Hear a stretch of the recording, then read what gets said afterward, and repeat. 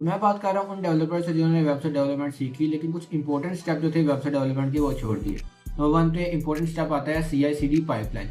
ये वो कंसेप्ट है जिसके अंदर हम एक वेबसाइट के डिफरेंट वर्जन को बार बार ऑटोमेटिकली डिप्लॉय करते हैं, कुछ चेंजेस करते हैं, गिटहब पे जाकर उनको पुश करते हैं और ऑटोमेटिकली हमारी पूरी वेबसाइट जो है डिप्लॉय हो जाती है। हमें कोई और एक्स्ट्रा स्टेप करने की जरूरत नहीं पड़ती। बहुत सारे डेवलपर इस स्टेप को छोड़ देते हैं क्योंकि उनको लगता है कि हम जाएंगे जाके दोबारा वर्सल के ऊपर या किसी और ऐप के ऊपर हम जाके पब्लिश अगेन करेंगे, डिप्लॉय अगेन करेंगे, तो हमारे पास पूरा का पूरा ऐप जो है दोबारा से डिप्लॉय हो जाएगा।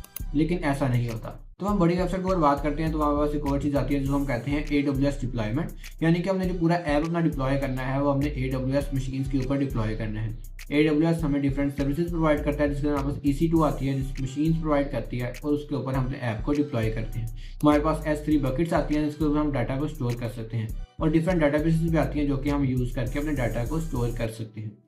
तो ये AWS को सीखना, CI/CD पाइपलाइन को सीखना हर एक डेवलपर्स के लिए ज़रूरी है क्योंकि हमारे पास बड़े ऐप्स के लिए बहुत ज़्यादा यूज़ होती हैं। तो हम ऐप को डिप्लॉय करते हैं तो कुछ ना कुछ डाटा उसके कैश की फॉर्म में हमारे पास वेबसाइट ब्राउजर्स के ऊपर रह जाता है। उसको क्लियर करना भी हमारी जिम्मेदारी होती है। इसको हम कैशे क्लियरिंग कहते हैं, कैशे हैंडलिंग कहते हैं, जिससे हम अपनी वेबसाइट के ऊपर, ऐप के ऊपर कैशे को अच्छी तरह से ऑप्टिमाइज कर सकते हैं ताकि वेबसाइट का कोई और वर्जन किसी क्लाइंट को शो ना हो, किसी यूज़र को वेबसाइट का कोई और वर्जन शो ना हो, बल्कि लेटेस्ट वर्जन जो है वो शो हो। इसके अलावा हमारे पास वेबसाइट के अंदर इमेज की लेजिंग लोडिंग आती है, इमेज ऑप्टिमाइजेशन आती है जो कि सीखना भी डेवलपर्स के लिए ज़रूरी है।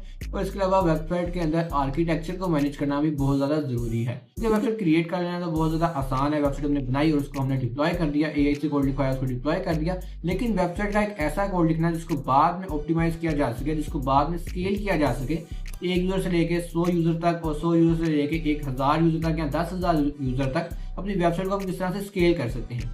यहाँ हमारे पास एक और चीज़ आती है जो कि है हॉरिजॉन्टल स्केलिंग और वर्टिकल स्केलिंग। यानी अपनी वेबसाइट को डिप्लॉय करने के लिए हमने जो मशीन्स ली हुई हैं उनको हम किस हिसाब से अरेंज करते हैं। एक ही बड़ी मशीन यूज़ करते हैं या मल्टीपल छोटी छोटी मशीन डिफरेंट एरियाज पे हम यूज़ करते हैं और किस तरह से हम लोड को बैलेंस करते हैं। यानी कि लोड बैलेंसिंग भी हमें सीखनी पड़ती है। इन सब चीज़ों को हम देखेंगे इसी सीरीज़ के अंदर, क्योंकि मैं एक सीरीज़ स्टार्ट करने जा रहा हूँ इसी इंस्टाग्राम अकाउंट के ऊपर, जिसके ऊपर आके हम मुख्तलिफ चीज़ें सीखेंगे, मुख्तलिफ चीज़ें देखेंगे, किस तरह से वेबसाइट डेवलपमेंट के अंदर कुछ ऐसी चीज़ें आती हैं जो कि मोस्टली डेवलपर छोड़ देते हैं और किस तरह से हम उनको सीख के बाकी डेवलपर से आगे जा सकते हैं। मिलते हैं आपको इसी अकाउंट की किसी और वीडियो के ऊपर।